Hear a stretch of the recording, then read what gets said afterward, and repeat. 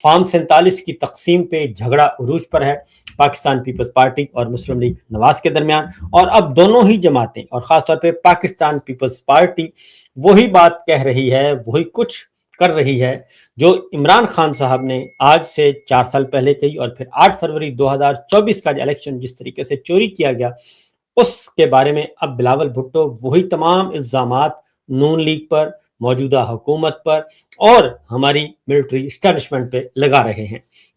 جب پاکستان تحریک انصاف، عمران خان، اپوزیشن جماعتیں اور ہم جب یہ بات کرتے تھے کہ یہ سارا نظام فارم 47 کا ہے تو اس وقت ان کو غصہ آتا تھا، لیکن اب بلاول بھٹو بھی وہی باتیں کر رہے ہیں کہ جناب سارا نظام ہی فارم 47 کا ہے، اور جب فارم 47 کا ہے تو پھر کیوں نہ ہو، پھر اب ہماری باری ہے فارم 47 کے لینے کی۔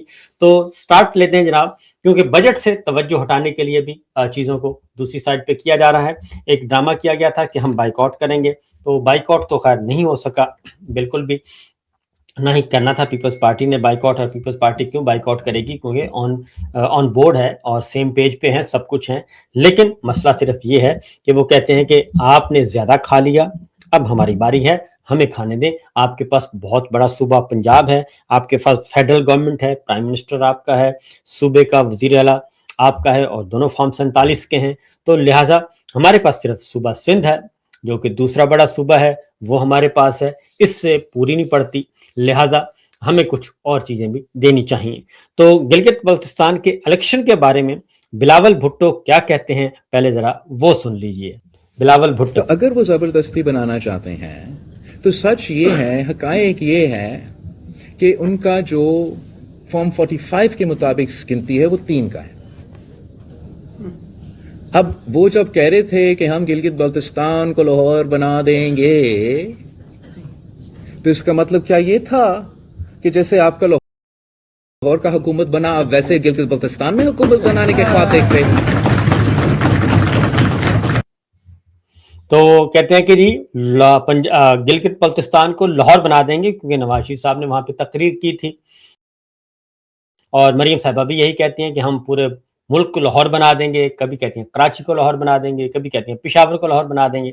تو بلاول بھٹو کہتے ہیں اس کا مطلب بڑا واضح ہے کہ جیسے پنجاب میں گورنمنٹ بنی ہے فارم 47 کی، تو یہ اسی طرح کی گورنمنٹ گلگت بلتستان پہ بنانا چاہتے ہیں، یعنی فارم 47 لے کے گلگت بلتستان میں بھی اس کو حکومت وہاں پہ بنائیں، اپنا وزیر اعلیٰ لے کے آئیں، اور اس کو کہیں گے یہ ہم نے لاہور بنا دیا۔ اب ذرا بلاول بھٹو کا اگلا شاٹ سنوائیے گا ذرا۔ وہ پیر پگارا صاحب کا بات بول چکا تھا کہ مسئلے میں پڑتے ہیں تو پاؤں پکڑتے ہیں، جیسے مسئلے سے نکلتے ہیں تو گلا پکڑ دیتے ہیں۔ اب دس از as far as my seats are concerned, right؟ کہ میرے اپنے سیٹس، میرے اپنا حق جو کہ میں نہیں۔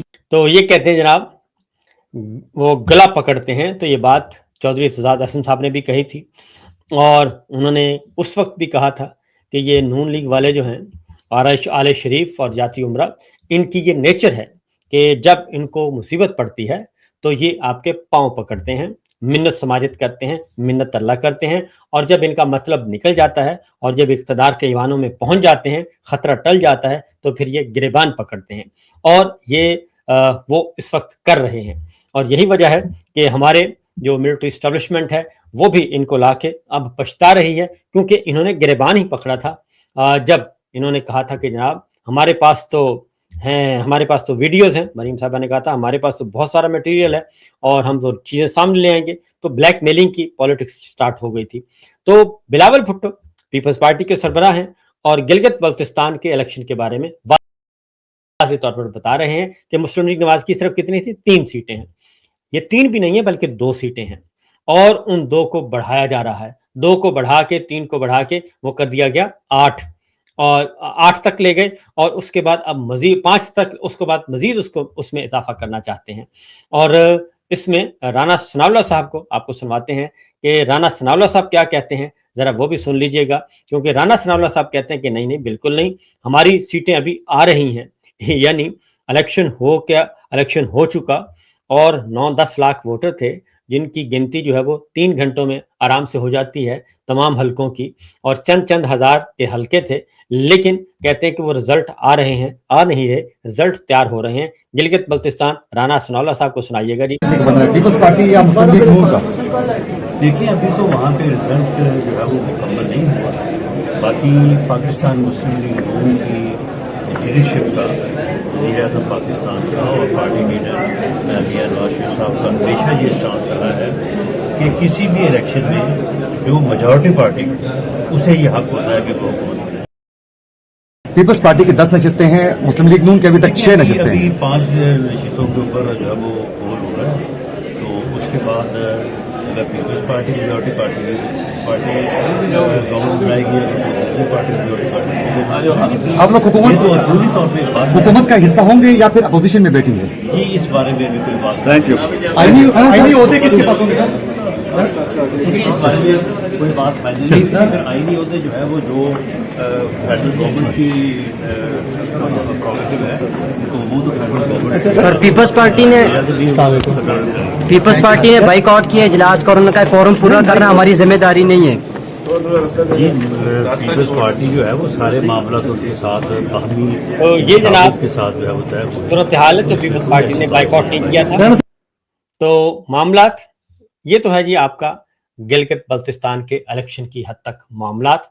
اور یہ رانا ثناءاللہ صاحب کہہ رہے ہیں کہ سیٹیں ابھی آ رہی ہیں, اور سیٹیں آئیں گی اور تیار ہو رہی ہیں بلکہ. تو اس سے آپ سمجھ جائیں کہ ہو کیا رہا ہے اور معاملہ کیا ہے. اس کے بعد آتے ہیں جی, یہ تو گلگت بلتستان کی حد تک, اور یہی سب کچھ 8 فروری 2024 کو بھی یہی ہوا تھا. اس کے بعد ضمنی الیکشن میں بھی یہی ہوا تھا. پھر مخصوص نشستیں جو چھین کے دی گئیں غیر آئینی عدالت کے ذریعے, اس میں بھی یہ ہے. تو اب مسئلہ صرف یہ ہے کہ مجھے لگتا یہ ہے کہ نون لیگ سے جو ہے وہ ہماری ملٹری اسٹیبلشمنٹ کا جی بھر چکا ہے, ملٹری لیڈرشپ کا جی بھر چکا ہے, اور اب نون لیگ کو فارغ کرنا چاہ رہے ہیں اور نون لیگ سے چھٹکارا حاصل کرنا چاہ رہے ہیں. کیونکہ نون لیگ کا یہ 5واں بجٹ تھا, اور نون لیگ کو ڈرائیونگ سیٹ پہ بٹھایا گیا اور ان کو سب کچھ دیا گیا. ملٹری اسٹیبلشمنٹ, تمام کے تمام انٹیلیجنس ادارے, ہر پوری سول بیوروکریسی, ملٹری بیوروکریسی, سب سہولتیں ان کو دی گئیں اور ہر طرح کی مدد کی گئی, سب کچھ کیا گیا. لیکن 5 بجٹ انہوں نے پیش کیے. شہباز شریف صاحب جو ہیں وہ پاکستان کے واحد وزیر اعظم بن گئے ہیں جنہوں نے مسلسل 5 بجٹ پیش کیے ہیں, کیونکہ شہباز شریف صاحب تشریف لائے تھے 9 اور 10 اپریل کی درمیانی شب, جو رجیم چینج آپریشن ہوا, حکومت کا تختہ الٹا گیا تھا ایک سائفر کے حکم پر. اور اس کے بعد سے لے کر یہ 22 میں انہوں نے بجٹ پیش کیا, 23 میں انہوں نے بجٹ پیش کیا, 24 میں کیا, 25 میں کیا اور 26 میں کیا.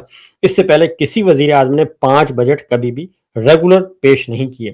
اس دوران شہباز شریف صاحب پہلے امپورٹڈ سرکار کے طور پہ انہوں نے کام کیا, پھر درمیان میں عبوری حکومت آئی, لیکن عبوری حکومت سے پہلے, نگراں حکومت سے پہلے یہ اپنا بجٹ پیش کر کے گئے. پھر الیکشن ہوا اور الیکشن کے بعد پھر آ گئے اور پھر اگلا بجٹ پیش کیا. لہٰذا جو 5 سال میں معاشی تباہی ہوئی ہے ہر طرح کی, اس کے ذمہ دار صرف اور صرف ہمارے شہباز شریف اور ان کی کابینہ ہے, اور ان کے پیچھے جو ان کو سپورٹ حاصل ہے وہ ظاہر ہے وہ تو ہیں ہی ہیں, لیکن مین جو ہے وہ یہ ہیں.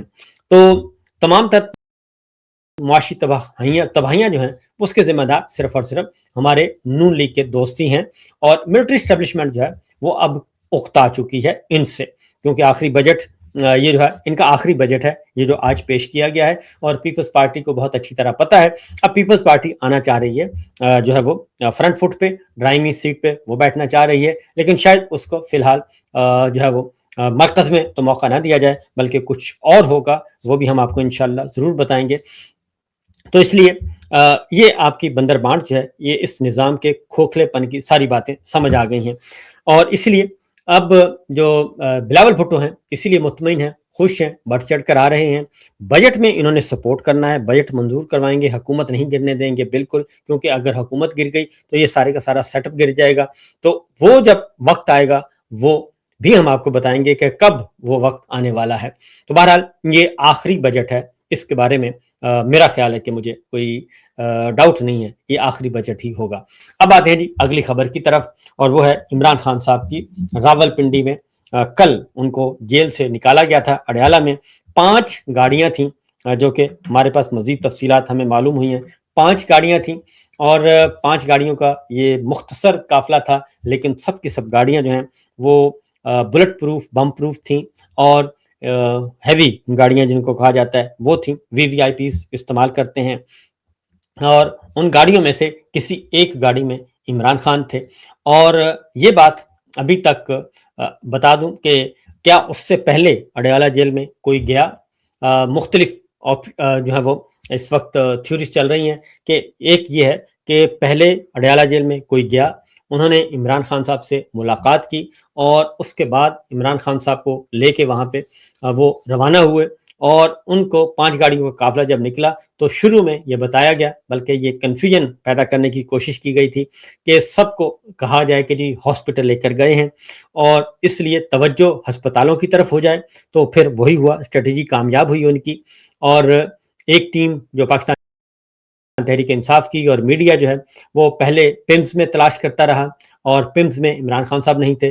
फिर उनको तलाश किया जाता रहा शिफा इंटरनेशनल में, वहाँ पे भी इमरान खान नहीं थे, वहाँ पे भी कोई आसार नज़र नहीं आए। फिर आई हॉस्पिटल में भी देखा गया, वहाँ पे भी इमरान खान साहब नहीं थे और वहाँ पे किसी किस्म की हिलजुल नहीं थी। जबकि मैंने आपको कल ही बता दिया था कि इमरान खान साहब को पिंडी की हदूद से निकाला ही नहीं गया, बल्कि इमरान खान साहब को वहीं पे पिंडी ले जाया गया और चूंकि अडयाला जेल भी पिंडी में ही है और पिंडी की हदूद से वो नहीं निकले, पिंडी ले जाकर फिर उनकी मुलाकातें हुई हैं। अब उन मुलाकातों के बारे में आज जो है वो सोहेल आफरीदी साहब भी बोले हैं और उन्होंने भी कहा है और अलीमा खान साहिबा की तरफ से अभी तक किसी किस्म की कोई बात सामने नहीं आई उनकी फैमिली की तरफ से, लेकिन मेरी अपनी इतला ये है कि ये मुलाकातें जो हैं वो इमरान खान साहब की फैमिली के साथ नहीं हुई। और सोहेल आफरीदी साहब क्या कहते हैं वो भी आपको सुनवाते हैं। ये मुलाकातें इमरान खान साहब की जो है वो जिनको हम कहते हैं ना मुख्तदर हलकों के साथ इनकी मुलाकातें हो सकती हैं। अभी तक जो ठोस जवाब हैं वो यही कह रहे हैं। सोहेल आफरीदी साहब इस बारे में क्या कहते हैं, जरा उनको सुनिए। इमरान खान से आपकी मुलाकात करवाई गई है इस्लामाबाद के अंदर और इसके अलावा मोहसिन नकवी से भी आपकी मुलाकात हुई है और उसके अंदर कुछ चीजें तय पाई थी, तो वो क्या मुलाकात हुई है, क्या चीज तय पाई है, वो वाकई ये मुलाकात हुई? आप तस्दीक करेंगे इस मुलाकात की? देखें, ये सारी चीजें जो हैं कश्मीर के इशू से सिर्फ नजरें हटाने या जो है लोगों का माइंड डाइवर्ट करने की बातें हैं, इस तरह की कोई चीज नहीं हुई। मुलाकात नहीं हुई, आप तरदीद कर रहे हैं मुकम्मल तौर पर? बिल्कुल किसी से मेरी मुलाकात नहीं हुई। आप लोगों ने फोकस जो है एक तो बजट रखना है सब ने, क्योंकि ये बजट ये अगर फर्ज करें पास करेंगे तो इससे जो है बहुत बड़ी खैबर पख्तूनख्वा के अवाम पर बहुत बड़ा बोझ आने वाला है।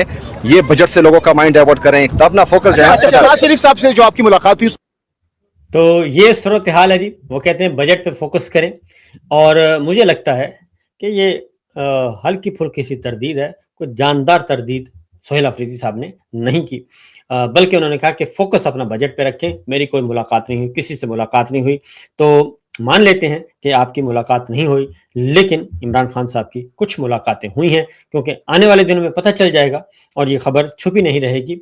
और इस बात का भी इम्कान मौजूद है कि इमरान खान साहब के साथ उन्हें बाहर ना निकाला, बल्कि वहीं पे गए हैं कुछ लोग, वहीं पे मुलाकातें की हैं और जाने का नहीं पता चल सका, लेकिन निकलने का पता चल गया। और इस बात का ज़्यादा इम्कान मौजूद है कि इमरान खान साहब को बाहर ले जाया गया और वहाँ पे कुछ ऐसी मुलाकातें हुई जो जेल में नहीं हो सकती थी।